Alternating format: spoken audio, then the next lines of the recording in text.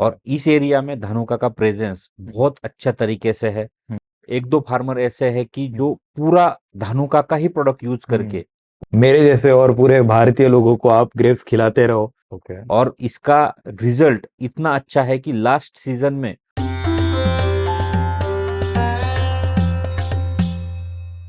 नमस्ते भारत। स्वागत है आपका धानुका के हिंदी पॉडकास्ट शो में। दोस्तों, ये धानुका की पॉडकास्ट सीरीज आप देख रहे हो। काफी इंटरेस्टिंग कंटेंट बाहर आ रहा है और फार्मर्स का काफी प्यार मिल रहा है धानुका के पॉडकास्ट शो के लिए। धानुका एग्रीटेक लिमिटेड के डीजीएम आज हमारे साथ है सुशांत भुंजे जी। सुशांत जी, नमस्ते। नमस्कार सर। कैसे लग रहा है आपको ये पॉडकास्ट स्टूडियो में? बहुत अच्छा लग रहा है सर। आज के ये पॉडकास्ट में आपके साथ इंटरव्यू देने में मेरे को बहुत अच्छा लग रहा है। एग्जैक्टली सर, आप ये पॉडकास्ट सीरीज फॉलो कर रहे हो। आपने प्रीवियस जो पॉडकास्ट रिलीज हुए वो भी आपने देखे रहेंगे। सर, क्या लगता है कि फार्मर्स तक अभी तक क्या मैसेज गया रहेगा? सर डेफिनेटली फार्मर के पास धानुका के पॉडकास्ट से जो भी मैसेज धानुका का कोर मैसेज है, हम्म, फार्मर का इनकम बढ़ाने के लिए धानुका का जो प्रयास है उसको कैसे किस ढंग से यूज करना है वो हमने प्रमोट किया है और किसान उससे बहुत खुश है और उसका अच्छा लाभ ले रहे हैं। Correct correct.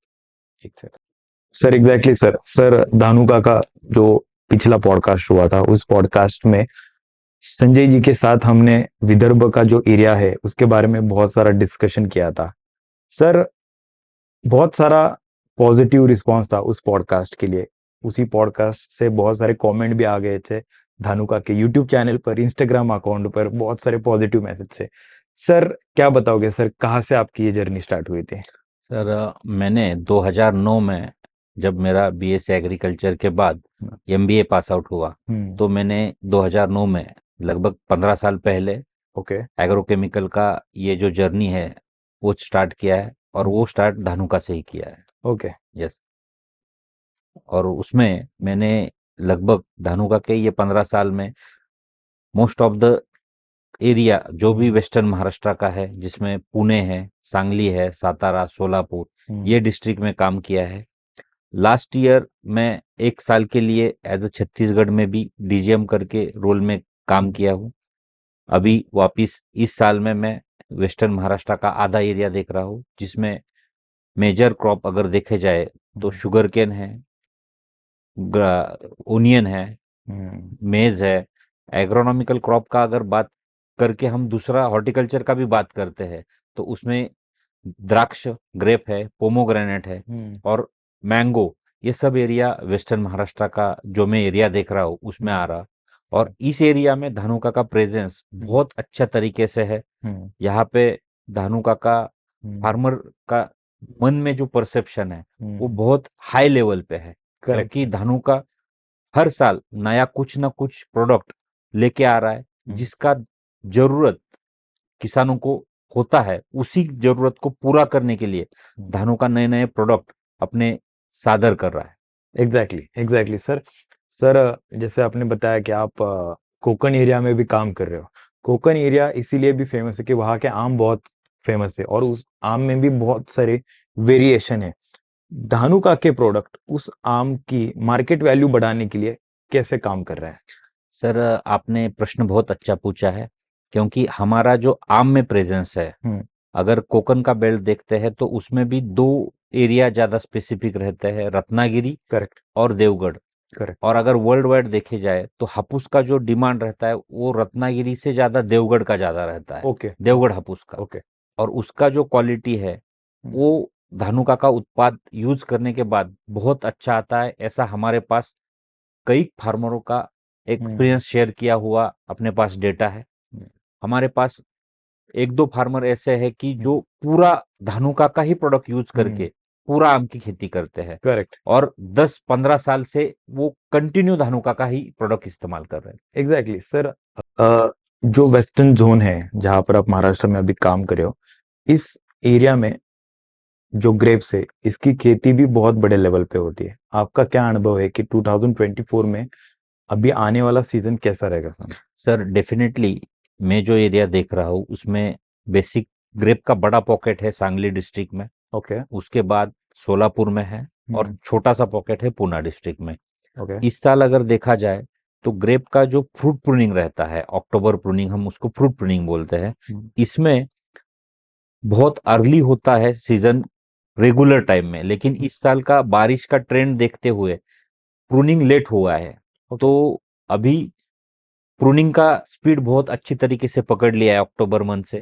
तो डेफिनेटली अभी मौसम खुल गया है और फार्मर सब उत्साहित है कि नया सीजन अच्छा मिले और नया उत्पाद अच्छा लेके अपना इनकम बढ़ाए। करेक्ट करेक्ट एग्जैक्टली सर, आपके एक्सपीरियंस में, आपके अनुभव में वेस्टर्न महाराष्ट्र में धानुका का कौन सा प्रोडक्ट ज्यादा फार्मर्स खरीद रहे हैं टूवर्ड्स ग्रेप्स की खेती के लिए?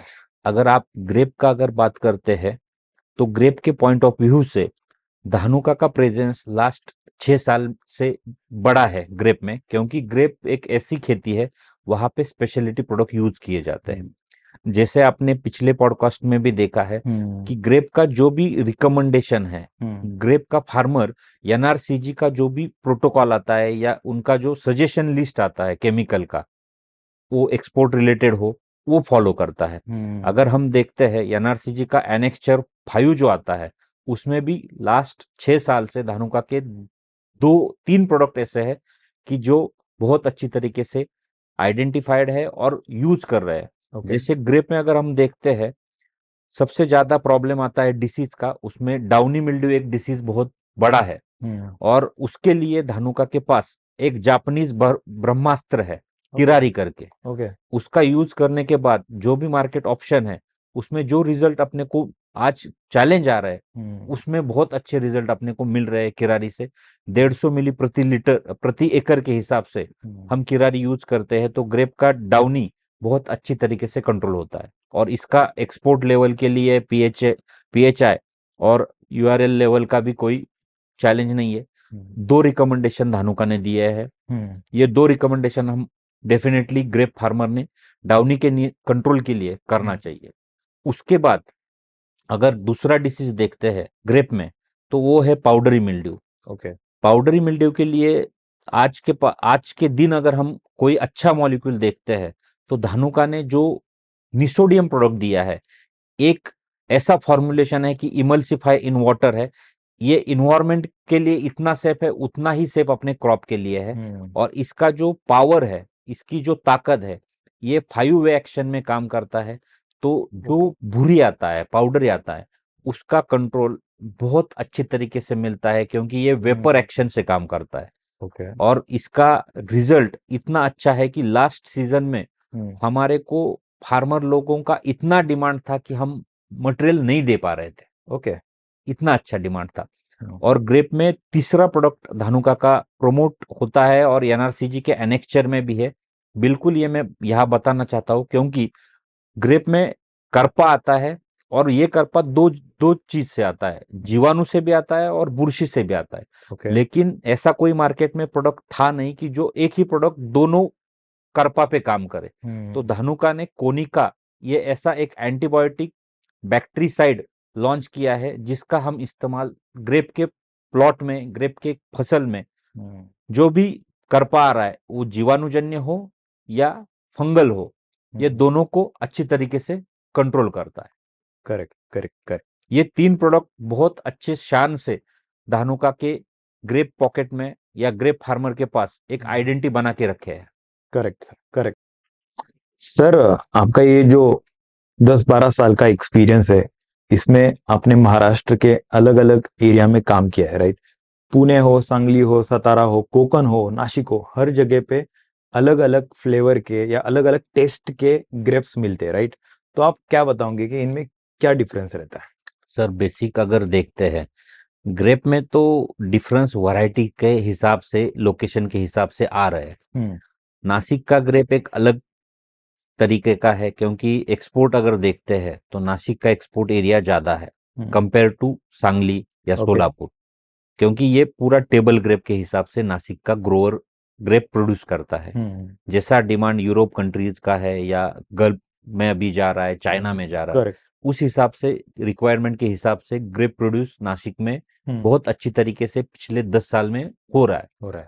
कंपेयर अगर हम उसका सांगली के साथ या सोलापुर ग्रेप के साथ करते हैं, तो ये बेसिकली प्रोडक्शन जो भी है ग्रेप का, वो रेजिन पर्पज का ग्रेप है। ओके। तो वो रेजिन मैन्युफैक्चरिंग के लिए जिस हिसाब से ग्रेप चाहिए, उस हिसाब से सांगली में ज़्यादा प्रोडक्शन होता है। एक्सपोर्ट बेस थोड़ा सांगली में कम है। वहाँ के चैलेंजेस उस हिसाब से अलग आते हैं नासिक से। और नासिक का क्लाइमेट और सांगली का क्लाइमेट अलग है। नासिक में टाइम ज़्यादा लगता है, वही टाइम टेम्परेचर के कारण सांगली में कम लगता है। 120 दिन में भी आफ्टर प्रूनिंग हार्वेस्ट तक प्लॉट आ जाते हैं। और अगर मिठास के पॉइंट ऑफ व्यू से अगर आपको खाना है ग्रेप, तो सांगली का एक दो वैरायटी अच्छा बिल्कुल खाने के लिए बहुत अच्छा मिल रहा है। एग्जैक्टली सर, ग्रेप्स के बारे में इस पॉडकास्ट में भी बहुत सारी इंफॉर्मेशन आपने बताई। ऐसे ही मेरे जैसे और पूरे भारतीय लोगों को आप ग्रेप्स खिलाते रहो, और आपका जो ज्ञान है आप इसके ऊपर हमेशा कुछ ना कुछ एक्सपेरिमेंट कर रहे हो, और ग्रेप्स इंडस्ट्री जो है उसे एक आप बहुत अच्छा सपोर्ट कर रहे हो धानुका के अंडर। सर, काफी अच्छा लगा आपके साथ बात करके। ऑल द बेस्ट आपके जर्नी के लिए। Thank you so much. Thank you sir. Thank you. Dhanuka, India का प्रणाम हर किसान के नाम।